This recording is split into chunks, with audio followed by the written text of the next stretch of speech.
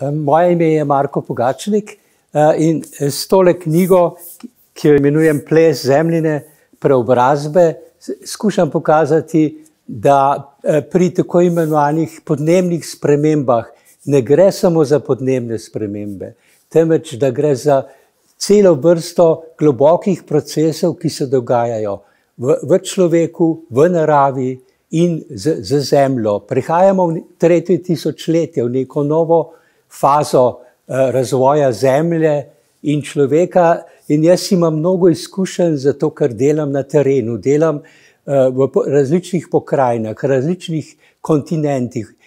Moje področje je zdravljenje, akupunktura zemlje in zaradi tega imam neke intimne izkušnje in te izkušnje prelijem potem v knjigo zaradi tega, da človek ne bi izgubil zaupanja v naš domači planet, kot da ni več bodočnosti. To ni res.